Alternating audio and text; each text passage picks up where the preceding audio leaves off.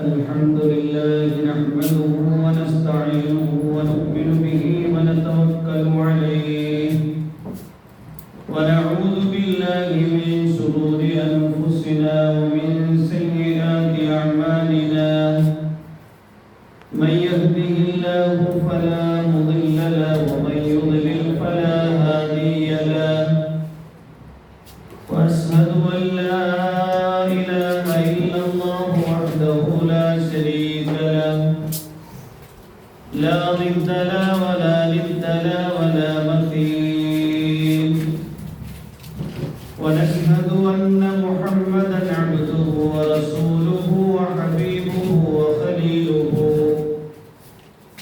بلغ الرسالة وأدى الأمانة صلى الله عليه وعلى آله وأصحابه وبارك وسلم تسليما كثيرا كثيرا أما بعد فأعوذ بالله من الشيطان الرجيم بسم الله الرحمن الرحيم ولقد آتينا لقمان الحكمة أن اشكر لله ومن يشكر فإنما يشكر لنفسه ومن كفر فإن الله غني حميد وإذ قال لقمان لابنه وهو يعظه يا بني لا تشرك بالله إن الشرك لظلم عظيم صدق الله العظيم إنما الأعمال بالنيات وإنما لامرئ ما نوى فمن كانت هجرته إلى دنيا يصيبها أو إلى امرأة ينكحها فهجرته إلى ما هاجر إليه صدق رسوله النبي الكريم സർവശക്തനായ അല്ലാഹു സുബ്ഹാനഹു വ തആല നാം ഏവരെയും അനുഗ്രഹിക്കുമാറാകട്ടെ. അല്ലാഹു സുബ്ഹാനഹു വ തആല നമുക്ക് അനുഗ്രഹമായി സമ്മാനം ചെയ്ത നമ്മുടെ സന്താനങ്ങൾ അവരെ ശരിയായ ദീനിയായ ചട്ടക്കൂട്ടിൽ വാർത്തെടുക്കൽ വളർത്തിയെടുക്കൽ നമ്മുടെ ബാധ്യതയാണ്. അല്ലാഹുവിന്റെ പ്രവാചകൻ മുഹമ്മദ് റസൂലുള്ളാഹി സ്വല്ലല്ലാഹു അലൈഹി വസല്ലം തങ്ങൾ പറയുകയുണ്ടായി, മാ നഹില വാലിദുൻ വലദഹു അഫ്ളല മിൻ അദബിൻ ഹസനി. ഒരു പിതാവ് മകന് നല്ല മര്യാദക്കാരനാക്കുന്നതിനേക്കാൾ ബൃഹത്തരമായ ഒരു സമ്മാനവും നൽകിയിട്ടില്ല. മക്കൾക്ക് നമ്മൾ ധാരാളം സമ്മാനങ്ങൾ നൽകാറുണ്ട്. നല്ല വസ്ത്രം വാങ്ങിക്കൊടുക്കും, അവരാഗ്രഹിക്കുന്ന ഭക്ഷണം വാങ്ങിക്കൊടുക്കും, അവര് ആഗ്രഹിക്കുന്ന പാനീയങ്ങൾ വാങ്ങിക്കൊടുക്കും, അവരാഗ്രഹിക്കുന്ന സൗകര്യങ്ങൾ നാം ഒരുക്കാറുണ്ട്. എന്നാൽ മക്കൾക്ക് നമ്മൾ നൽകുന്ന ഏറ്റവും ഉയർന്ന സമ്മാനം നല്ല മര്യാദക്കാരായി ദീനിയായ ചട്ടക്കൂട്ടിൽ അവരെ വാർത്തെടുക്കുക എന്നതാണ്. അല്ലാഹു സുബ്ഹാനഹു വ തആല വിശുദ്ധ ഖുർആനിൽ ഒരു അധ്യായം കൊണ്ടുവന്നു. സൂറത്തുൽ ലുഖ്മാൻ എന്നാണ് അതിന്റെ പേര്. ആ ലുഖ്മാനിൽ അല്ലാഹു സുബ്ഹാനഹു വ തആല ലുഖ്മാനുൽ ഹകീം അലൈഹിസ്സലാം മകനോട് ചെയ്ത 4 സാരോപദേശങ്ങൾ വിശദീകരിക്കുകയാണ്. എന്തിനു വേണ്ടിയിട്ടാണ് വിശുദ്ധ ഖുർആനിൽ അല്ലാഹു സുബ്ഹാനഹു വ തആല ഇങ്ങനെ ഒരു പേര് പറഞ്ഞുകൊണ്ട് ഒരു അധ്യായം കൊണ്ടുവരികയും ആ അധ്യായത്തിൽ ലുഖ്മാനുൽ ഹകീം എന്ന് പറയുന്ന തത്വജ്ഞാനി അദ്ദേഹത്തിന്റെ മകനോട് ചെയ്ത 4 സാരോപദേശങ്ങൾ വിശദീകരിക്കുകയും ചെയ്തിരിക്കുന്നത്?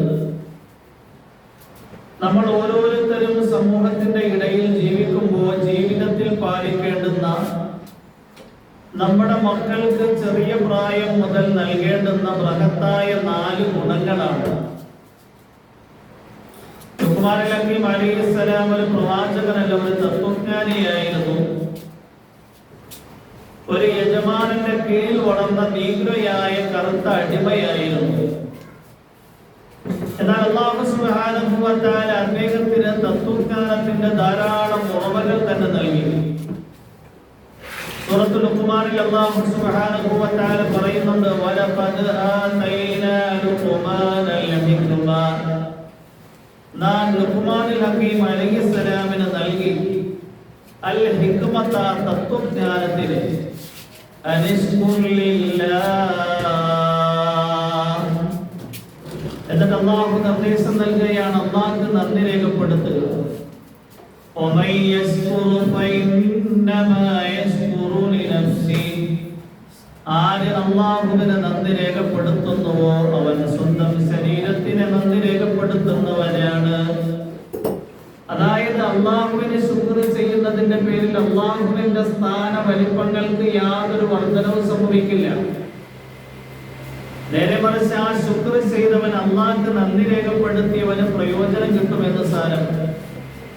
ومن كفر فإن الله غني حميد, ആരെങ്കിലും നന്ദികേട് കാണിക്കുന്നവനായാൽ തീർച്ചയായും അല്ലാഹു നിരാശ്രയനും സ്തുതിക്ക് അർഹനുമാണ്.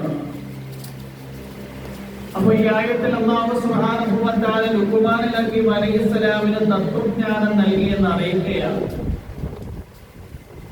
എന്തുകൊണ്ടാണ് അദ്ദേഹത്തിന് തത്വജ്ഞാനം കിട്ടിയത്? അദ്ദേഹം കൂടുതലായി നിശബ്ദതയെ അവലംബിച്ചിരുന്നു. ഇന്ന് നമ്മുടെ ഒക്കെ ഇടയിൽ പ്രചാരത്തിലുള്ള ഒരു കാര്യമാണ് പരസ്പരം ഒരുപാട് സംസാരിക്കണം, എങ്കിലേ വീട്ടിലും കുടുംബത്തിലും നാട്ടിലും ഒക്കെ അംഗീകാരം കിട്ടുകയുള്ളൂ. എന്നാൽ അനാവശ്യ കാര്യങ്ങൾ സംസാരിക്കുന്നതിലൂടെ മനുഷ്യന്റെ ഹൃദയത്തിലെ ഈമാനും ആത്മീയതയും ചോർന്നു പോവുകയാണ്.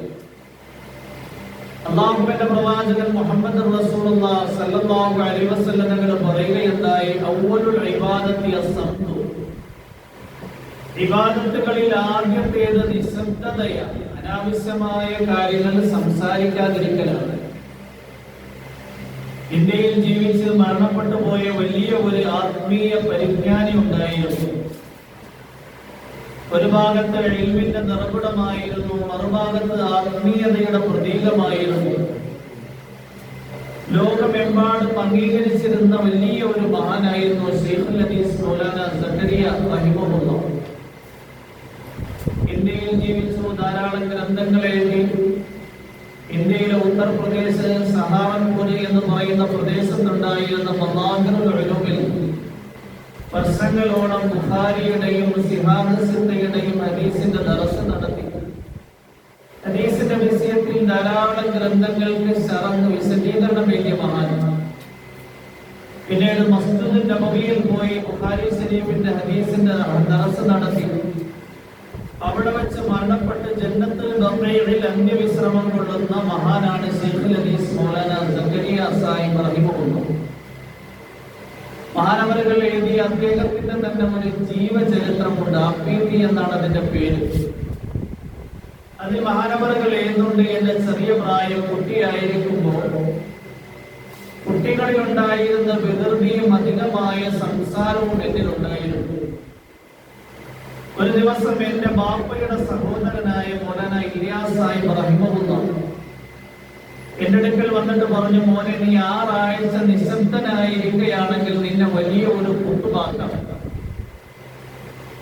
ശൈഖുൽ ഹദീസ് മൗലാന സക്കരിയ റഹിമഹുല്ലാഹ് പറയുകയാണ്, വികൃതി കാണിക്കുന്ന ആ പ്രായത്തിൽ എന്നോട് എന്റെ പിതൃവ്യനായ ഇലിയാസ് റഹിമഹുല്ലാഹ് 6 ആഴ്ച നിശബ്ദനായിരുന്നു കഴിഞ്ഞാൽ അള്ളാഹുവിന്റെ കുത്തുപാക്കാമെന്ന് പറഞ്ഞു. 6 ആഴ്ച പോയിട്ട് 6 ദിവസം പോയിട്ട് 6 മണിക്കൂർ പോലും എനിക്ക് മിണ്ടാതിരിക്കാൻ, നിശബ്ദനായിരിക്കാൻ കഴിയാത്തൊരു പ്രായമായിരുന്നു. എന്നാൽ ഞാൻ വളർന്നു വലുതായി, ഞാൻ ഹാഫിദുൽ ഖുർആനായി, ആലിമായി, ശൈഖുൽ ഹദീസായി, ശൈഖുൽ തർബിയയായി. മൗലാന ഇലിയാസ് റഹിമഹുല്ലാഹ് തബ്ലീഗിന്റെ ഈ പരിശ്രമവുമായി നിസാമുദ്ദീൻ കേന്ദ്രീകരിച്ചുകൊണ്ട് ഡൽഹിയിൽ പോയി തബ്ലീഗിന്റെ പരിശ്രമത്തിന് നേതൃത്വം നൽകി. ശൈഖുൽ ഹദീസ് മൗലാന സക്കരിയ റഹിമഹുള്ള പറയുകയാണ്, ഇന്ന് എന്നോട് ശൈഖുൽ ഹദീസ് സക്കരിയ റഹിമഹുള്ള പറയുന്നു, ഇന്ന് എന്നോട് എന്റെ പിതൃവ്യനായ ഇല്യാസ് റഹിമഹുള്ള 6 വർഷം എന്നോട് ദുനിയാവിന്റെ കാര്യം ഒന്നും സംസാരിക്കരുത് എന്ന് പറഞ്ഞു കഴിഞ്ഞാൽ എനിക്കത് സാധ്യമാകും. ഒരുപാട് വായുവരാതെ സംസാരിക്കുന്നതിനെയാണ് പൊതുവെ കുടുംബത്തിലും നാട്ടിലുമൊക്കെ അംഗീകാരമായി മനസ്സിലാക്കപ്പെടുന്നത്. ഒരു പെൺകുട്ടി പുതുതായി വിവാഹം ചെയ്തൊരു വീട്ടിലെത്തി കുടുംബക്കാർ നോക്കുമ്പോൾ എല്ലാവരുമായിട്ട് നന്നായിട്ട് സംസാരിക്കുന്നുവെങ്കിൽ എല്ലാവരുമായിട്ട് ഇടപെടാൻ നല്ല പെൺകുട്ടിയാണ് എന്ന അഭിപ്രായം പറയാറുണ്ട്. യഥാർത്ഥത്തിൽ സംസാരിക്കില്ല എന്ന് പറഞ്ഞു കഴിഞ്ഞാൽ ആക്ഷേപാർഹമായ കാര്യമല്ല. അനാവശ്യമായ കാര്യങ്ങൾ ഒരുപാട് സംസാരിക്കുന്നതിലൂടെ സംഭവിക്കുന്ന പ്രശ്നം, ഒന്ന് നമ്മുടെ ഹൃദയത്തിലെ ഈമാനിയായ ആവേശം ചോർന്നു പോകും. 2, അനാവശ്യമായ കാര്യങ്ങൾ മറ്റുള്ളവരോട് സംസാരിക്കുമ്പോൾ അവരിലുണ്ടായിരുന്ന അന്യത്വം മാറും. നമ്മളെന്തെങ്കിലും തമാശയ്ക്ക് പറയുന്ന വർത്തമാനം അവരുടെ ഹൃദയത്തെ കുത്തി നോവിക്കും. പിന്നീട് അത് പ്രശ്നങ്ങളായി, പരസ്പരം ഭിന്നതയായി, കലഹങ്ങളായി വർഷങ്ങളോളം അങ്ങോട്ടും ഇങ്ങോട്ടും സംസാരിക്കാതെയും സഹകരിക്കാതെയും ഇരിക്കുന്ന ദാരുണമായ അവസ്ഥയുണ്ടാകും. ലുഖ്മാൻ ഹക്കീം അലൈഹിസ്സലാം സംസാരം ശ്രദ്ധിച്ചിരുന്നു. വയറിനെ എപ്പോഴും അദ്ദേഹം ഒഴിവാക്കിയിട്ടിരുന്നു. ആവശ്യത്തിന് മാത്രമേ ഭക്ഷണം കഴിക്കുമായിരുന്നുള്ളൂ. മദീനയിൽ ഒരു ഡോക്ടർ വന്നു അല്ലാഹുവിന്റെ പ്രവാചകന്റെ കാലത്ത്. ആ ഡോക്ടർ ചിന്തിച്ചത് മദീനയിൽ അധിവസിക്കുന്ന മുഹമ്മദ് അദ്ദേഹത്തിന്റെ അനുയായികളും സല്ലല്ലാഹു അലൈഹി വസല്ലം അവർക്ക് ശരിയായി ശരീരശാസ്ത്രമോ വൈദ്യശാസ്ത്രമോ അറിയില്ല. അതുകൊണ്ട് രോഗികളെ ചികിത്സിക്കാൻ എന്റെ ഈ വൈദ്യശാസ്ത്രം പ്രയോജനപ്പെടുമെന്ന ചിന്തയോടുകൂടിയാണ് മദീനയിലേക്ക് ആ ഡോക്ടർ കടന്നു വന്നത്. എന്നാൽ 1 വർഷത്തിലധികം അദ്ദേഹം താമസിച്ചു എങ്കിലും ഒരു രോഗിയെ പോലും കിട്ടിയില്ല. അവര് സഹാബിമാരെ കുറിച്ച് അന്വേഷിച്ചപ്പോൾ വിശക്കുമ്പോൾ മാത്രം ഭക്ഷണം കഴിക്കുന്നവരാ. അനാവശ്യമായി അവര് ഭക്ഷണം കഴിക്കാറില്ല. ഖുർആനിലും അല്ലാഹു സുബ്ഹാനഹു വ തആല നൽകുന്ന നിർദ്ദേശം തന്നെ അമിതമായി ഭക്ഷണം കഴിക്കരുത് എന്നാണ്. ഹാറൂൻ റഷീദ് ചക്രവർത്തിയുടെ സദസ്സിലേക്ക് ഒരു ക്രൈസ്തവ പുരോഹിതനായ ഡോക്ടർ കടന്നു വന്നു. അദ്ദേഹം ചക്രവർത്തിയായ ഹാറൂൻ റഷീദിനോട് ചോദിക്കുകയുണ്ടായി, വിശുദ്ധ ഖുർആൻ നിങ്ങളുടെ നിയമ പുസ്തകമാണല്ലോ, അതിൽ മനുഷ്യനെ ആത്മീയതയിലേക്ക് നയിക്കുന്ന എല്ലാ വശങ്ങളും ചർച്ച ചെയ്യുന്നുണ്ട്. എന്നാൽ അറിവ് എന്ന് പറഞ്ഞു കഴിഞ്ഞാൽ മതകാര്യങ്ങൾ മാത്രമല്ല, നേരെ മറിച്ച് ശരീരശാസ്ത്രവും അറിവിൽപ്പെടുന്നതാണല്ലോ. അറിവ് എന്ന് പറഞ്ഞു കഴിഞ്ഞാൽ 2 കാര്യങ്ങളാണ്. ഒന്ന് ഇൽമുൽ അദിയാൻ വ ഇൽമുൽ അബ്ദാൻ. മതങ്ങളെ കുറിച്ച്, ദീനുകളെ കുറിച്ച്, പ്രത്യയശാസ്ത്രങ്ങളെ കുറിച്ച് മനസ്സിലാക്കലും ശരീരത്തിന്റെ ഘടനയും രീതിയും മനസ്സിലാക്കുന്ന ശരീരശാസ്ത്രം മനസ്സിലാക്കലുമാണ്. വിശുദ്ധ ഖുർആനിൽ മനുഷ്യന്റെ ദീനിയായ കാര്യങ്ങൾ ചർച്ച ചെയ്തിട്ടുണ്ട്. എന്നാൽ ശരീരശാസ്ത്രം വിശദീകരിച്ചിട്ടുണ്ടോ? ഹാറൂൻ റഷീദ് ചക്രവർത്തിയോട് ക്രൈസ്തവ പുരോഹിതനായ ഡോക്ടർ ചോദിച്ചപ്പോൾ ആ സദസ്സിലുണ്ടായിരുന്ന പണ്ഡിതനായ അലി ഇബ്നു ഹുസൈൻ അൽ വാഖിദിയെ വിളിച്ചിട്ട് ഹാറൂൻ റഷീദ് ചക്രവർത്തി പറഞ്ഞു, നിങ്ങൾ ഈ ഡോക്ടറായ ക്രൈസ്തവ പുരോഹിതന് ഉത്തരം നൽകണം. അലി ഇബ്നു ഹുസൈൻ അൽ വാഖിദി റഹിമഹുള്ള പറയുകയുണ്ടായി, വിശുദ്ധ ഖുർആനിന് മനുഷ്യന്റെ ശരീരശാസ്ത്രം വിശദീകരിക്കാൻ വേണ്ടി സമ്പൂർണമായൊരു സൂറത്ത് വേണ്ടി വന്നിട്ടില്ല, സമ്പൂർണമായൊരു സൂക്തമായത്ത് കൂടി വേണ്ടി വന്നിട്ടില്ല. ഒരായത്തിന്റെ കഷണത്തിൽ അല്ലാഹു സുബ്ഹാനഹു വ തആല മനുഷ്യന്റെ ശരീരത്തിന്റെ ആരോഗ്യത്തെ സംബന്ധിക്കുന്ന എല്ലാ കാര്യങ്ങളും വിവരിച്ചിരിക്കുകയാണ്. ശേഷം അലി ഇബ്നു ഹുസൈൻ അൽ വാഖിദി ഓതി, കുലൂ വസ്റബൂ വലാ തുസ്രിഫൂ ഇന്നഹു ലാ യുഹിബ്ബുൽ മുസ്രിഫീൻ. കുലൂ വസ്റബൂ, നിങ്ങൾ അന്നം ഉപയോഗിക്കുക, പാനീയം കുടിച്ചുകൊള്ളുക, വലാ തുസ്രിഫൂ, നിങ്ങൾ അമിതമായി തിന്നുകയും കുടിക്കുകയും ചെയ്യരുത്. ആ ക്രൈസ്തവ പുരോഹിതനായ ഡോക്ടർ പറഞ്ഞു, വിശുദ്ധ ഖുർആൻ മനുഷ്യ ശരീരത്തിന്റെ ആരോഗ്യത്തിന്റെ അടിസ്ഥാന ശാസ്ത്രം വിശദീകരിച്ചിരിക്കുകയാണ്. മനുഷ്യ ശരീരം രോഗബാധിതമാകുന്നത് അമിതമായി തിന്നുകയും കുടിക്കുകയും ചെയ്യുന്നതിലൂടെയാണ്. വിശുദ്ധ ഖുർആൻ പറയുന്നത് പോലെ അന്നപാനീയങ്ങളിൽ മനുഷ്യൻ നിയന്ത്രണം ഏർപ്പെടുത്തുന്നു എങ്കിൽ അവന്റെ ശരീരം ആരോഗ്യ സമ്പുഷ്ടമായി തന്നെ നിലയുറപ്പിക്കും. വീണ്ടും ആ ക്രൈസ്തവ പുരോഹിതനായ ഡോക്ടർ ചോദിച്ചു, നബി വചനങ്ങളിൽ മനുഷ്യന്റെ ആരോഗ്യത്തെ സംബന്ധിച്ച് വിവരിക്കുന്ന എന്തെങ്കിലും കാര്യങ്ങൾ ഹദീസുകളുണ്ടോ? അലി ഇബ്നു ഹുസൈൻ റാഫിദി പറഞ്ഞു, അതെ, അൽ മഅദത്തു ബൈത്തുദ്ദാ വൽ ഹമിയത്തു റഅസു കുല്ലി ദവാഇ വഅഅതി കുല്ല ബദനിൻ മാ അവദഹു. അൽ മഅദത്തു ആമാശയം എല്ലാ രോഗങ്ങളുടെയും ഉത്ഭവ കേന്ദ്രമാണ്. മനുഷ്യൻ അവന്റെ ആമാശയത്തിലേക്ക് ഇറക്കിവിടുന്ന അന്നപാനീയങ്ങളുടെ അടിസ്ഥാനത്തിലാണ് ശരീരം രോഗബാധിതമാകുന്നത്. സൂക്ഷ്മത എല്ലാ മരുന്നുകളുടെയും ശിരസാണ്. മനുഷ്യൻ സൂക്ഷ്മതയോടെ അന്നപാനീയങ്ങൾ ഉപയോഗിച്ചു കഴിഞ്ഞാൽ അവന് മരുന്ന് ഉപയോഗിക്കേണ്ടി വരില്ല, അതായത് രോഗിയാകില്ല. എന്നിട്ട് അല്ലാഹുവിന്റെ പ്രവാചകൻ പറയുകയാണ്, ഓരോരുത്തരും അവനവന്റെ ശരീരം പഠിക്കണം. ലോകത്ത് ഇന്ന് 700 കോടി മനുഷ്യരുണ്ട് എങ്കിൽ ഓരോരുത്തരുടെയും ശരീരഘടന വ്യത്യസ്തമാണ്. നമുക്കറിയാം, ഒരു വീട്ടിലുള്ള 5 പേര്, ഈ 5 പേരുടെ ശരീരഘടന തന്നെ വ്യത്യസ്തമാണ്. അതിന്റെ നിറം, അതിന്റെ രൂപം, അതിൽ ഉൾക്കൊള്ളുന്ന ഭക്ഷണം, അവര് കഴിക്കുന്ന ഭക്ഷണം ഏത് നിലയിലാണ് ഉള്ളിൽ എഫക്ട് ചെയ്യുന്നത്. ഒരു ചില ഭക്ഷണം കഴിച്ചു കഴിഞ്ഞാൽ അപ്പോഴും തന്നെ വയറിന് പ്രശ്നമാവും, ഗ്യാസ് ട്രബിളായി. വേറെ ചിലർക്കാണെങ്കിൽ ചില ഭക്ഷണം കഴിച്ചു കഴിഞ്ഞാൽ അപ്പോഴും തന്നെ എന്ത് ചെയ്യും, തലവേദന വരും, കൊളസ്ട്രോൾ കൂടിയിട്ട്. മറ്റു ചിലർക്കാണെങ്കിൽ ചില ഭക്ഷണം കഴിക്കുമ്പോൾ ഷുഗർ അവർക്ക് ഹൈ ആകുകയാണ്. വേറെ ചിലർക്കാണെങ്കിൽ ചില ഭക്ഷണം കഴിക്കുമ്പോൾ BP ഹൈ ആകുകയാണ്. ഈ വീട്ടിലുള്ള 5 പേർക്ക് ഒരേ ഭക്ഷണം വ്യത്യസ്തമായ പ്രതിഫലനമാണ് സമ്മാനിക്കുന്നത് എങ്കിൽ ഓരോരുത്തരും അവനവന്റെ ശരീരം പഠിക്കണം. എന്റെ ശരീരത്തിൽ അല്ലാഹു ഹലാലാക്കിയ ഭക്ഷണപാനീയങ്ങളിൽ ഏതാണ് കൂടുതൽ എഫക്റ്റീവ് ആകുന്നത് അത് നൽകണം. അല്ലാഹുവിന്റെ പ്രവാചകന്റെ നിർദ്ദേശവും. ആ ക്രൈസ്തവ പുരോഹിതനായ ഡോക്ടർ പറഞ്ഞു, നബി വചനങ്ങളിലും മനുഷ്യന്റെ ആരോഗ്യ ശാസ്ത്രത്തിന്റെ അടിസ്ഥാന ഘടകം വിശദീകരിച്ചിരിക്കുകയാണ്. അതുകൊണ്ട് ലുഖ്മാനുൽ ഹക്കീം അലൈഹിസ്സലാമിന് ഹിക്മത്ത് കിട്ടാനുള്ള രണ്ടാമത്തെ കാരണം അദ്ദേഹം വയറ് സൂക്ഷിക്കുന്നയാളായിരുന്നു. ഇന്ന് മനുഷ്യന്റെ ഏറ്റവും വലിയ പ്രശ്നം എന്ന് പറഞ്ഞു കഴിഞ്ഞാൽ ചില ആൾക്കാരാണ് എങ്കിൽ ഫുഡ് അഡിഷൻ എന്ന് പറയും, ഭക്ഷണത്തിനോട് പ്രത്യേക താല്പര്യം. ഇപ്പൊ മന്തിയുടെ കടകൾ നമുക്ക് കാണാൻ പറ്റും. യമനി മന്തി, അതുപോലെ തന്നെ ടർക്കിഷ് മന്തി, ഇങ്ങനെ പല തരത്തിലുള്ള മന്തി. ഇവിടെ എല്ലാ ആണുങ്ങളും പെണ്ണുങ്ങളും കയറി ഫുഡ് കഴിക്കാൻ വേണ്ടി പോയിട്ട് കഴിച്ച് 1 കിലോയും 2 കിലോയും 3 കിലോയും കഴിച്ച് പിന്നെ 3-4 ദിവസം എഴുന്നേക്കാൻ പറ്റാത്ത അവസ്ഥയിലാണ്. ഇത് മനസ്സിലായാലും ഒരാഴ്ച കഴിയുമ്പോൾ വീണ്ടും മന്തിക്കടയിൽ പോകുന്നതാണ്. മനുഷ്യൻ അവന്റെ ശരീരത്തെ സൂക്ഷിക്കാത്തത് കൊണ്ടാണ്. പണ്ട് കാലങ്ങളിൽ രോഗങ്ങൾ കുറവായിരുന്നു. അന്ന് സാധാരണയായി നമ്മുടെ പാടങ്ങളിൽ നെൽകൃഷി നടക്കും. അത് കൊയ്തെടുത്തിട്ട് കിട്ടുന്ന നെല്ല്, അത് കുത്തിക്കിട്ടുന്ന അരി കൊണ്ടാണ് ചോറുണ്ടാക്കുന്നത്. അത് കുത്തി ഉണ്ടാക്കുന്ന അരി കൊണ്ട് ആ മാവുണ്ടാക്കി നമ്മൾ രാവിലത്തെ ഭക്ഷണവും മറ്റുമൊക്കെ ഒരുക്കുന്നത്. രോഗികൾ കുറവായിരുന്നു. ഷുഗർ എന്ന് പറഞ്ഞു കഴിഞ്ഞാൽ നാട്ടിൽ ഏതെങ്കിലും ഒരു ചിലർക്ക് മാത്രം. ഇന്ന് വീട്ടിൽ 5 പേരുണ്ടെങ്കിൽ 4 പേർക്കും രോഗം. ഇപ്പൊ വയർ ഒഴിവാക്കിയിടൽ ആരോഗ്യം നൽകും, ഹിക്മത്ത് നൽകും.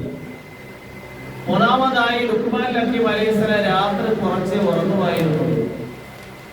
രാത്രി കൂടുതൽ ഉണർന്നിരുന്ന് ഇബാദത്ത് ചെയ്യുന്നതിലൂടെ അല്ലാഹു ഹിക്മത്തുകൾ നൽകും.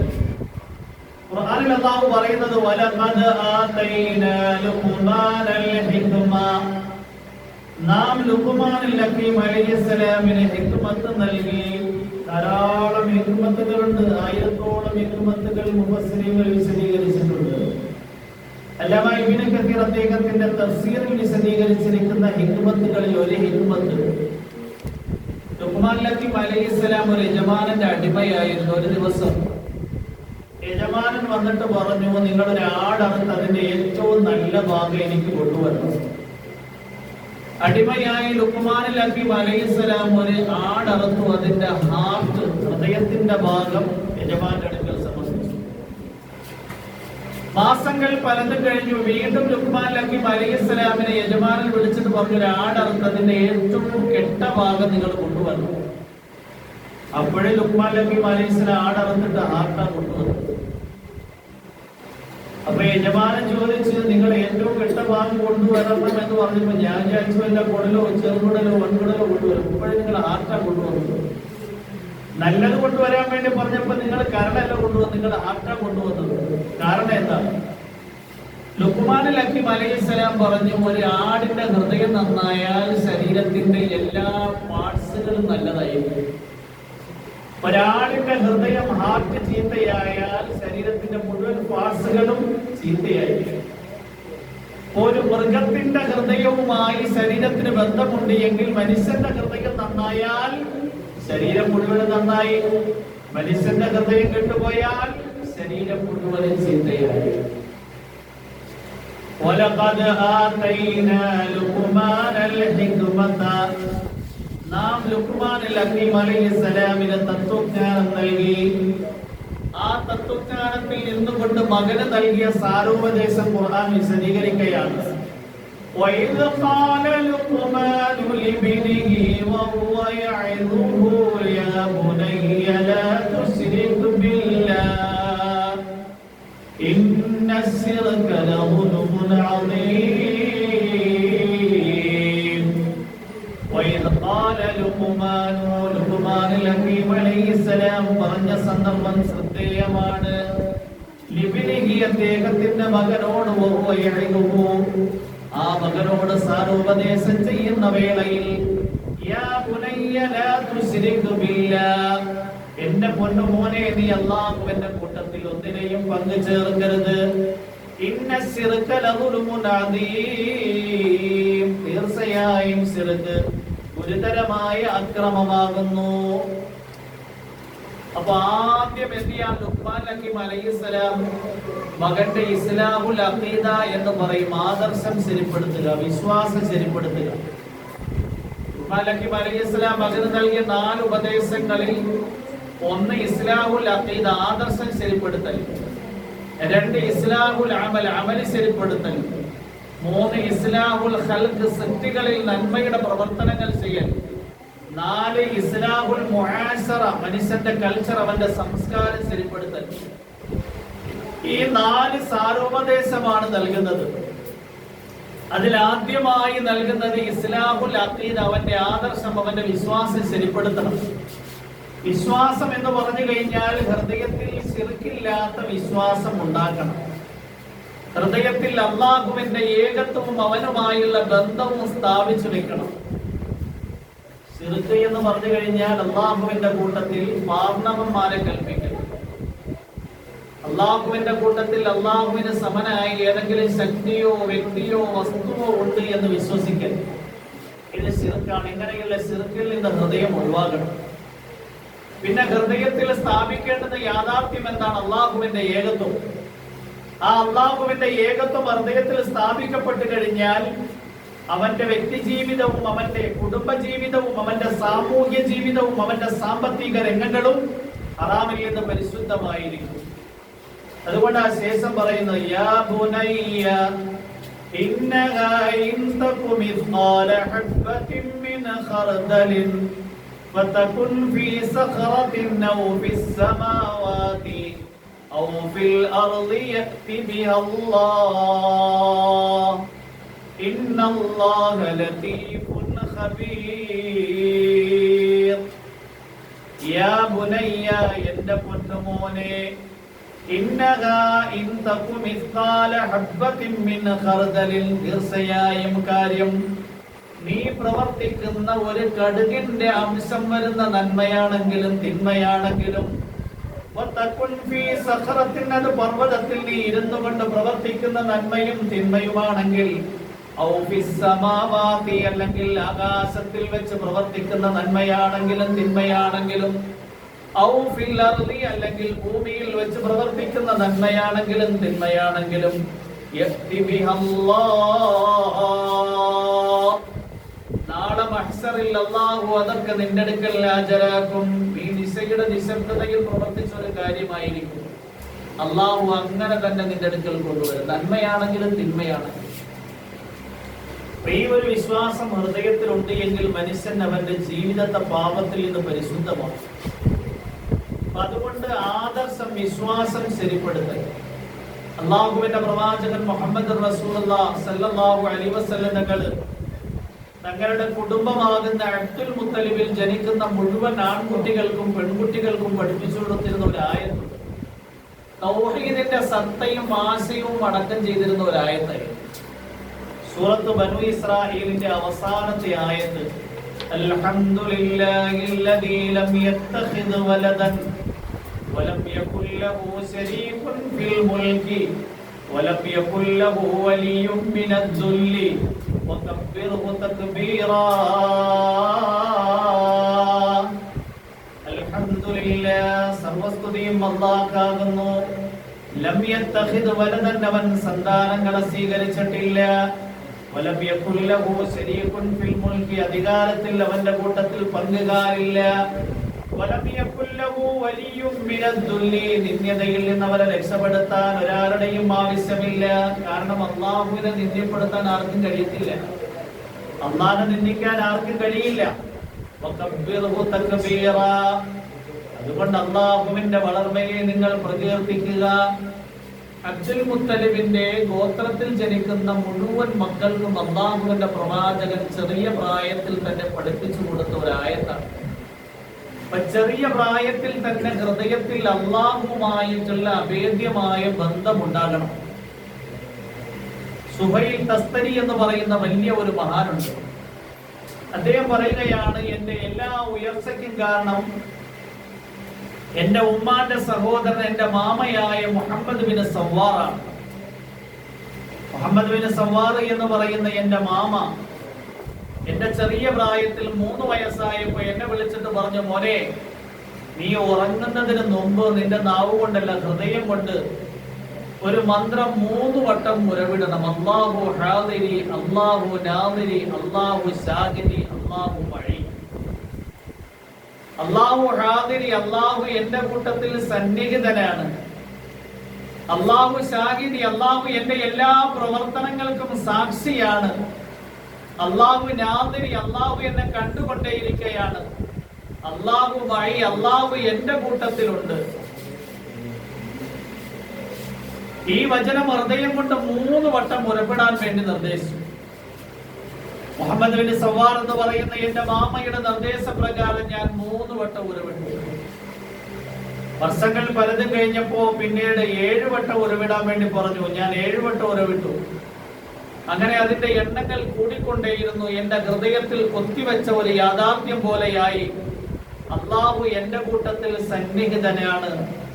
അല്ലാഹു എന്റെ എല്ലാ പ്രവർത്തികൾക്കും സാക്ഷിയാണ്. അല്ലാഹു എന്നെ കണ്ടുകൊണ്ടേയിരിക്കുകയാണ്. അല്ലാഹു എപ്പോഴും എന്റെ കൂട്ടത്തിൽ തന്നെ ഉണ്ട്. ഞാൻ എന്റെ ജീവിതത്തിൽ ഒരു പാപവും പ്രവർത്തിച്ചിട്ടില്ല, ഒരു കറാഹത്തും പ്രവർത്തിച്ചിട്ടില്ല എന്ന് മാത്രമല്ല, എന്റെ ഹൃദയം കൊണ്ട് ഏതെങ്കിലും പാപം ചെയ്യണമെന്ന ചിന്ത പോലും ഉണ്ടായിട്ടില്ല. കാരണം എന്റെ ഹൃദയത്തെ അല്ലാഹു കണ്ടുകൊണ്ടേയിരിക്കുകയാണ്. അപ്പൊ എന്റെ ഹൃദയത്തെയും എന്റെ ജീവിതത്തെയും ഇത്രയും വിശുദ്ധമാക്കിയത് എന്റെ മാമയായ മുഹമ്മദ് ബിൻ സവ്വാറാണ് എന്ന് സുഹൈൽ തസ്തരി റഹിമഹുല്ലാഹ് പറയുകയുണ്ടായി. അതുകൊണ്ട് ചെറിയ മക്കളുടെ ഹൃദയത്തിലും മുതിർന്ന ആൾക്കാരുടെ ഹൃദയത്തിലും അല്ലാഹുവിന്റെ ഏകത്വവും അവന്റെ അസ്തിത്വവും സ്ഥാപിക്കപ്പെട്ടു കഴിഞ്ഞാൽ ഈ വിശ്വാസം നമ്മെ പ്രതിസന്ധിയുടെ നടുത്തളത്തിലും പാപങ്ങളിൽ നിന്ന് പരിശുദ്ധരാക്കി നന്മയുടെ പ്രതീകങ്ങളാക്കി സമൂഹത്തിന്റെ ഇടയിൽ ജീവിക്കുന്നവരാണ്. അതുകൊണ്ട് ലുഖ്മാൻ ഹക്കീം അലൈഹിസ്സലാം ആദ്യമായി ചെയ്തത് ഇസ്ലാഹുൽ അഖീദ, വിശ്വാസം ശരിപ്പെടുത്തലാണ്. രണ്ടാമത്തേത് ഇസ്ലാഹുൽ അമല്, മനുഷ്യന്റെ കർമ്മങ്ങൾ ശരിയാക്കണം. അല്ലാഹു മനുഷ്യനെ ദുനിയാവിലേക്ക് അയച്ചിരിക്കുന്നത് വമാ ഖലഖ്തുൽ ജിന്ന വൽ ഇൻസ ഇല്ലാ ലിയഅ്ബുദൂൻ, അല്ലാഹുവിന്റെ ഇബാദത്തിന് വേണ്ടിയാണ്. അതുകൊണ്ട് മനുഷ്യൻ അവന്റെ ഇബാദത്തുകളെ, അവന്റെ കർമ്മങ്ങളെ ശരിപ്പെടുത്തണം. ആ കർമ്മങ്ങളിൽ ഏറ്റവും പ്രധാനപ്പെട്ടതാണ് നമസ്കാരം.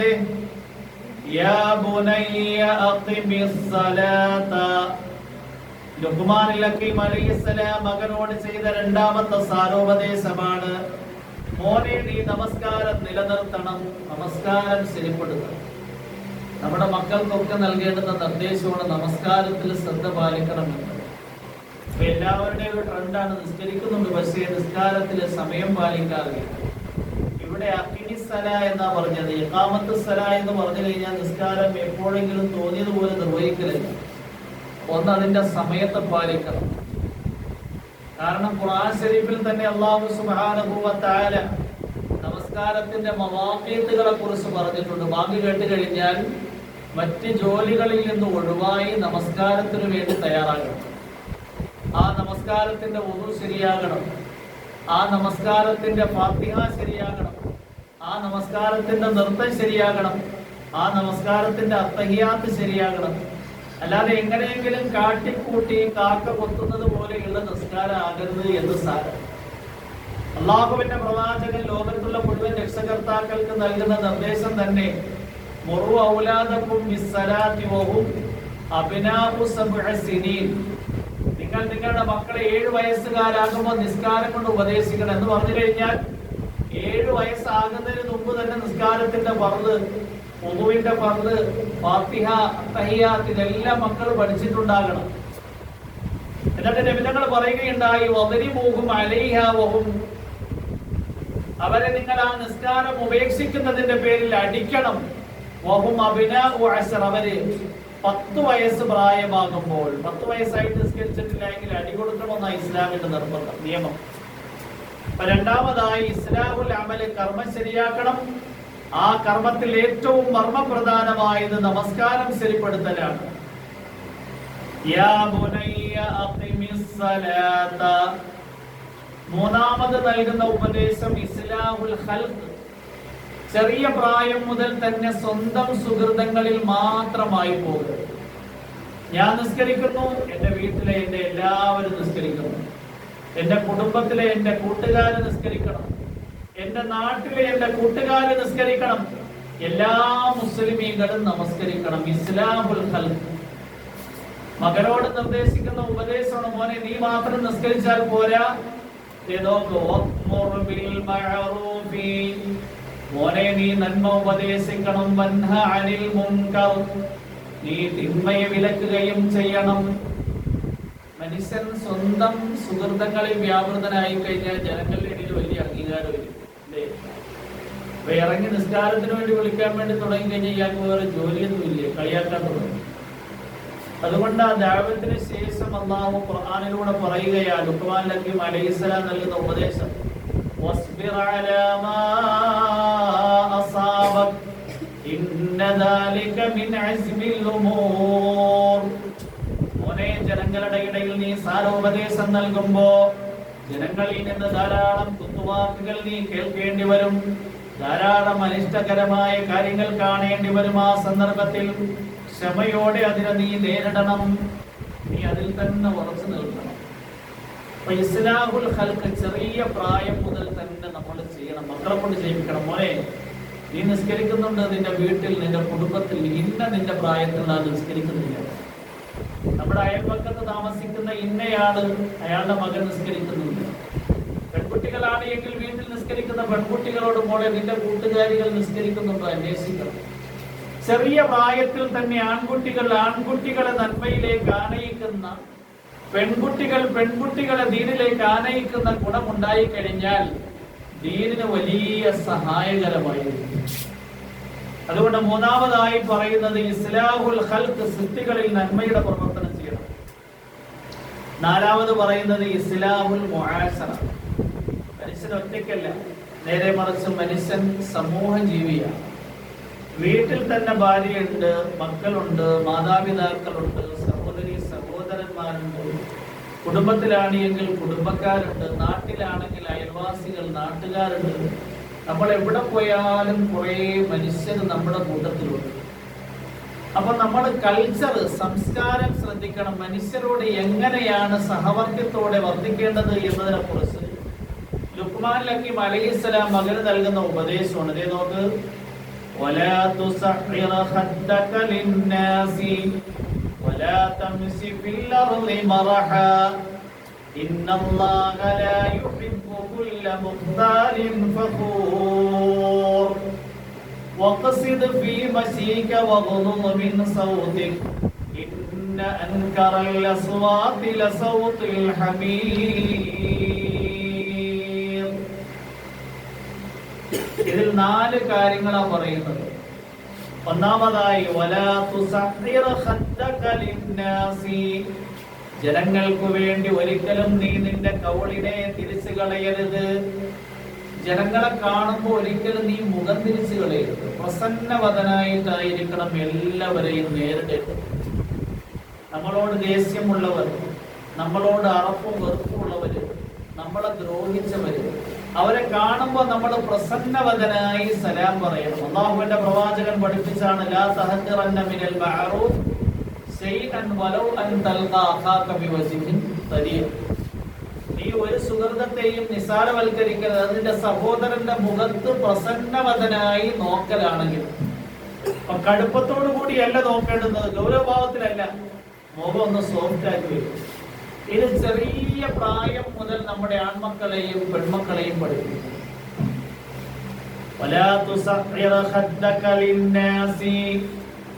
അപ്പൊ മുആസറയിൽ മനുഷ്യരുമായുള്ള കൾച്ചറിൽ, സംസ്കാരത്തിൽ ആദ്യം ശ്രദ്ധിക്കേണ്ടുന്നത് ആരിൽ നിന്നും മുഖം തിരിച്ചു കളയരുത്. രണ്ടാമത് നിർദ്ദേശിക്കുന്നത് വലാ തംശി ഫിൽ അർളി മറഹ, ഭൂമിയിൽ നീ അഹന്തയോടെ നടക്കരുത്. ഇന്നല്ലാഹ ലാ യുഹിബ്ബു കുല്ല മുഖ്താലിൻ ഫഖൂർ. അല്ലാഹു പൊങ്ങച്ചെന്നടിക്കുന്ന ഒരു ദുരഭിമാനിയെയും ഇഷ്ടപ്പെടില്ല. അപ്പോ അഹങ്കാരത്തോടു കൂടി നടക്കുന്ന മൂന്നാമത്തെ നിർദ്ദേശം നിന്റെ നടത്തത്തിൽ നീ മിതത്വം പാലിക്കണം. സമൂഹത്തിന്റെ ഇടയിൽ ജീവിക്കുമ്പോൾ ഭൂമിയെ കണ്ടിച്ച് പൊളിച്ച് നടക്കുന്ന ശൈലി അവലംബിക്കരുത്. നടത്തത്തിലും മിതത്വം പാലിക്കണം. കാരണം മനുഷ്യർ നിന്റെ നടത്തം വരെയും ശ്രദ്ധിക്കുന്നുണ്ട് എന്ന സാരം. നാലാമതായി നിന്റെ ശബ്ദം ഒതുക്കണം. കാരണം മനുഷ്യരുടെ ഇടയിലാണ് ജീവിക്കുന്നത്. വീട്ടിൽ ശബ്ദത്തിന് ഒതുക്കണം, കുടുംബത്തിൽ ശബ്ദം ഒതുക്കണം, നാട്ടിൽ ശബ്ദം ഒതുക്കണം. കാരണം എന്ന് പറഞ്ഞു കഴിഞ്ഞാല് നിനക്ക് ദേഷ്യം വരുമ്പോ നീ കയർത്ത് സംസാരിക്കുമ്പോൾ നിന്റെ ശബ്ദം ഉയരുന്നത് ചിലപ്പോ നിന്റെ ഉമ്മക്കെതിരായിരിക്കും, നിന്റെ ഉമ്മക്കെതിരായിരിക്കും, നിന്നെക്കാൾ മുതിർന്നവർക്കെതിരായിരിക്കും. ആ ശബ്ദം ഒരിക്കലും അവർ മറക്കൂല, ഹൃദയത്തിൽ പോയി തളച്ചു കയറും. പിന്നീട് നിന്നോട് വെറുപ്പുണ്ടാകാൻ, നിന്നോട് വിദ്വേഷം ഉണ്ടാകാൻ കാരണമാണ്. അതുകൊണ്ട് എപ്പോഴും നമ്മൾ ശ്രദ്ധിക്കേണ്ടുന്ന കാര്യം എന്ന് പറഞ്ഞു കഴിഞ്ഞാൽ ആരോടാണ് സംസാരിക്കുന്നത് എന്ന് മനസ്സിലാക്കി മര്യാദ പാലിക്കേണ്ടുന്നവരോട് മര്യാദയോടെ സംസാരിക്കണം. പ്രായത്തിൽ മുതിർന്നവർ, ഇൽമിൽ മുതിർന്നവർ, അതുപോലെ തന്നെ ഉമ്മ ഉപ്പ, അതുപോലെ തന്നെ വീട്ടിൽ നമ്മളെക്കാൾ മുതിർന്ന സഹോദരി സഹോദരന്മാർ, കുടുംബത്തിലുള്ളവർ, നാട്ടിലുള്ളവർ. അതുകൊണ്ട് മുആസറയിൽ നാലാമത് പറഞ്ഞത് നീ നിന്റെ ശബ്ദത്തിനെ ഉയർത്തണം. ഇന്ന അൻകറൽ അസ്വാതി ലസൗതുൽ ഹമീർ. തീർച്ചയായും ശബ്ദങ്ങളിൽ ഏറ്റവും ഉളവാക്കുന്നത് കഴുതയുടെ ശബ്ദമാണ്. നമ്മൾ തന്നെ ഒന്ന് ചിന്തിച്ചു നോക്കിയോ, നമ്മളറിയാതെ ഒച്ചയിലും ബഹളത്തിലൊക്കെ സംസാരിക്കുന്നു. ഈ ഒച്ചയിലും ബഹളത്തിലും സംസാരിക്കുന്നവർ നമുക്ക് തന്നെ ഇഷ്ടമല്ല. കഴുതയുടെ ശബ്ദം ആർക്കും ഇഷ്ടമല്ലാത്തതുകൊണ്ട്. അപ്പൊ അതുകൊണ്ട് നമ്മൾ എന്ത് ചെയ്യാം, നമ്മളെ ബാലൻസ് ചെയ്യും. നമ്മളുടെ ശബ്ദത്തിനെ ഒതുക്കി സംസാരിച്ച് ശീലിപ്പിച്ച് അത് നമ്മുടെ പ്രകൃതിയാക്കി. ഇങ്ങനെ ലുഖ്മാനുൽ ഹക്കീം അലൈഹിസ്സലാം അദ്ദേഹത്തിന്റെ മകന് നൽകിയ 4 സാരോപദേശം. ഒന്ന് ഇസ്ലാഹുൽ അഖീദ, ആദർശം, വിശ്വാസം ശരിപ്പെടുത്തുക. 2 ഇസ്ലാഹുൽ അമൽ, മനുഷ്യൻ അവന്റെ കർമ്മങ്ങൾ, അവന്റെ പ്രവർത്തനങ്ങൾ, അവന്റെ സുഹൃത്തുക്കൾ നന്നാക്കൽ. അതിൽ പ്രധാനമായത് നിസ്കാരമാണ്. 3ാമതായി ഇസ്ലാഹുൽ ഖൽഖ്, സൃഷ്ടികളുടെ ഇടയിൽ നന്മയുണ്ടാക്കുന്ന പ്രവർത്തനങ്ങൾ ചെയ്യൽ. 4ാമതായി ഇസ്ലാഹുൽ മുആശറ, മനുഷ്യൻ അവന്റെ കൾച്ചർ, അവന്റെ സംസ്കാരം ശരിപ്പെടുത്തണം. ഇതിനു വേണ്ടിയാണ് ലുഖ്മാൻ ഹക്കീം അലൈഹിസ്സലാം മകനോട് ചെയ്ത സാരോപദേശം. ഒരു പേര് തന്നെ സൂറത്തുൽ ലുഖ്മാൻ എന്ന് നൽകിയിട്ട് അല്ലാഹു സവിസ്തരം വിശദീകരിച്ചിരിക്കുന്നത്. നമ്മൾ ഓരോരുത്തരും വീട്ടിലാണെങ്കിലും കുടുംബത്തിലാണെങ്കിലും നാട്ടിലാണെങ്കിലും ലോകത്ത് എവിടെയാണെങ്കിലും ഒരു കുടുംബത്തോടു കൂടി ജീവിക്കുന്നവരാണ്. അപ്പൊ അതിൽ ഭാര്യ മക്കള് പരസ്പരം ശ്രദ്ധിക്കേണ്ടുന്ന കാര്യങ്ങളുണ്ട്, മക്കൾ ശ്രദ്ധിക്കേണ്ടുന്ന കാര്യങ്ങളുണ്ട്. മക്കളെ പ്രത്യേകിച്ച് നമ്മൾ എന്ത് ചെയ്യണം, ചെറിയ പ്രായം മുതൽ കാര്യങ്ങളിൽ ശ്രദ്ധ ഉള്ളവരാക്കി കഴിഞ്ഞാൽ അവരാണ് അടുത്ത തലമുറ. അവർ ഇക്കാര്യങ്ങൾ എന്ത് ചെയ്യാൻ ശ്രദ്ധിക്കും.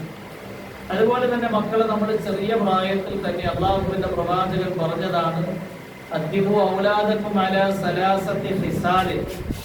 നിങ്ങൾ നിങ്ങളുടെ മക്കളെ 3 കാര്യങ്ങൾ മര്യാദയായി ശീലിപ്പിക്കണം. 1 ഹുബ്ബി നബിയ്ക്ക്, പ്രവാചക സ്നേഹമാണ്. 2 ഹുബ്ബി ആലി ബൈത്തിഹി, നബി തങ്ങളുടെ കുടുംബക്കാരോടുള്ള സ്നേഹം.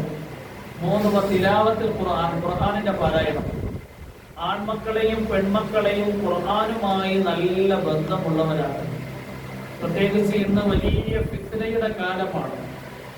ജനങ്ങളാണെങ്കിൽ ഇസ്ലാമിൽ നിന്ന് കൂട്ടമായി പ്രളയം കണക്ക് മുർത്തത്തുകളായി പോയിക്കൊണ്ടിരിക്കുന്ന കാലം. കാരണം പണ്ട് കാലങ്ങളിൽ ആരെങ്കിലും വന്ന് പഠിപ്പിച്ച് ആരെങ്കിലും ക്ലാസ് എടുത്തു കഴിഞ്ഞാലേ എന്തെങ്കിലും വീക്ഷണങ്ങൾ മനസ്സിലാക്കിയിരുന്നു. എന്നാൽ ഇന്ന് എല്ലാവരുടെ കയ്യിലും, ആൺകുട്ടിയുടെയും പെൺകുട്ടിയുടെയും ആണിന്റെയും പെണ്ണിന്റെയും കയ്യിൽ സ്മാർട്ട് ഫോൺ വന്ന് അവര് സോഷ്യൽ മീഡിയയിലൂടെ അവരെ വീക്ഷണങ്ങളും തത്വങ്ങളും ആദർശങ്ങളും ഒക്കെ ഇങ്ങനെ പഠിച്ചുകൊണ്ടിരിക്കുന്ന കാലം. ഇതിൽ ചിലപ്പോൾ അറിയത്തില്ല, യുക്തിവാദം വരും, മതനീരാസം വരും, സ്വതന്ത്ര ചിന്താഗതി വരും.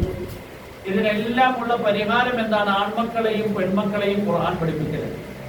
ഇസ്ലാമിന്റെ നല്ല നൂറ്റാണ്ടിൽ തന്നെ ഓരോ വീടുകളിലും അവരുടെ ആൺമക്കളെയും പെൺമക്കളെയും ഖുർആൻ പഠിപ്പിക്കുന്ന വിഷയത്തിൽ പ്രത്യേകം ശ്രദ്ധിച്ചിരുന്നു.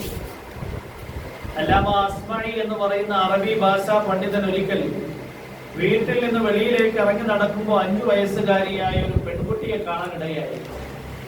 ആ പെൺകുട്ടി അസ്തഗ്ഫിറുല്ലാ ഇങ്ങനെ ഇസ്തിഗ്ഫാർ ചെല്ലുകയാണ്. അസ്മഈ റഹിമഹുല്ലാ ചോദിച്ചു, മോനെ നീ എന്തിനാ ഇസ്തിഗ്ഫാർ ചെല്ലുന്നത്? നിനക്ക് 5 വയസ്സ് പ്രായമല്ലേ ഉള്ളൂ, പാപം എന്താണ് എന്ന് കൂടി നിനക്കറിയില്ല. അസ്മഈ റഹിമഹുല്ലാഹി വിസ്മയിപ്പിച്ചുകൊണ്ട് 5 വയസ്സുകാരിയായ ആ പെൺകുട്ടി അറബിയിൽ ഒരു നസീദ, ഒരു ഗാനം, ഒരു പദ്യം തന്നെ ആലപിച്ചു. അസ്തഗ്ഫിറുല്ലാഹ മിൻ ദുനൂബി കുല്ലിഹാ ഖതൽതു നഫ്സൻ ബിഗൈരി ഹില്ലിഹി മിസ്ല ഗസ്സാലിൻ നാഇമിൻ ഫീ ദല്ലിഹി ഇൻതസഫൽ ലൈലു വലം ഉസല്ലിഹി.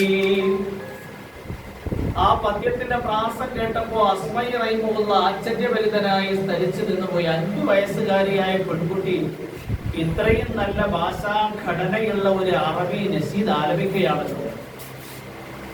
അസ്മഈ റഹിമഹുല്ലയോട് 5 വയസ്സുകാരിയായ പെൺകുട്ടി ചോദിച്ചു, നിങ്ങൾ ആശ്ചര്യപ്പെട്ട് നിൽക്കുകയാണോ? ഇതിനേക്കാൾ അത്ഭുതങ്ങളുടെ കലവറയാണ് വിശുദ്ധ ഖുർആൻ. ഞാൻ ഈ പാടിയ പാട്ടിലുള്ള പദ്യത്തിലുള്ള പ്രാസമുള്ള അതേ ആയത്ത് ഞാൻ പാരായണം ചെയ്യാമെന്ന് പറഞ്ഞുകൊണ്ട് 5 വയസ്സുകാരിയായ പെൺകുട്ടി സൂറത്തുൽ ഖസസിലെ ആയത്ത് പാരായണം ചെയ്യുകയാണ്. ഫൗഹൈനാ ഇലാ ഉമ്മി മൂസാ അൻ അർദിഇഹി ഫൈദാ ഖിഫ്തി അലൈഹി ഫഅൽഖീഹി ഫിൽ യമ്മി വലാ തഖാഫി വലാ തഹ്സനി إنا رادوه إليك وجاعلوه من المرسلين. സൂറത്തുൽ ഖസസിൽ മൂസാ നബി അലൈഹിസ്സലാമിന്റെ ജനനവുമായി ബന്ധപ്പെട്ട ചരിത്ര യാഥാർത്ഥ്യം അല്ലാഹു വിശദീകരിക്കുകയാണ്. എന്നിട്ട് ആ പെൺകുട്ടി പറയും, ഈ ഒരു ആയത്തിൽ പ്രാസം മാത്രമല്ല, സാഹിത്യം മാത്രമല്ല, 6 തത്വങ്ങൾ അടക്കം ചെയ്തിരിക്കുകയാണ്. 2 കൽപ്പന, 2 നിരോധനം, 2 സന്തോഷ വാർത്ത. കൽപ്പന ഏതൊക്കെയാ?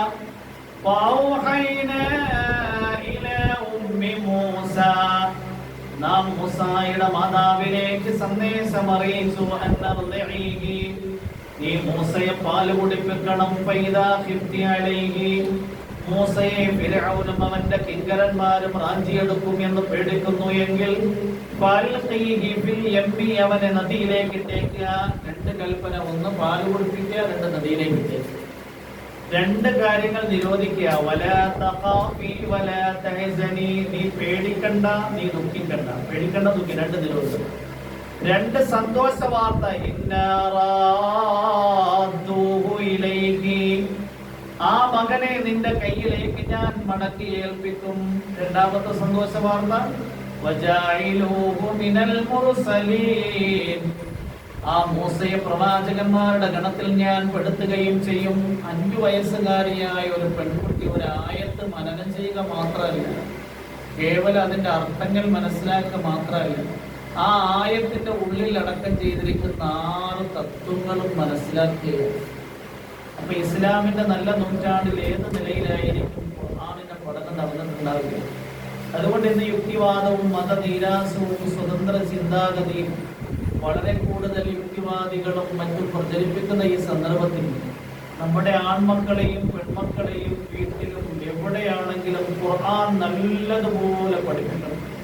അതിന്റെ അർത്ഥങ്ങളും അതിന്റെ ആശയങ്ങളും പഠിപ്പിച്ചു കഴിഞ്ഞാൽ വിശുദ്ധ ഖുർആൻ അള്ളാഹുവിന്റെ കലാമാണ്. അതിന് തത്തുല്യമായത് ആർക്കും കൊണ്ടുവരാൻ കഴിയില്ല. അതുകൊണ്ട് നമ്മുടെ മക്കളെ പ്രത്യേകം നമ്മുടെ ദീനിയായ ചട്ടക്കൂട്ടിൽ വാർത്തെടുക്കണം, വളർത്തിയെടുക്കണം. സർവശക്തരായ അള്ളാഹു തൗഫീഖും ഹിദായത്തും പ്രദാനം ചെയ്യുമാറാകട്ടെ.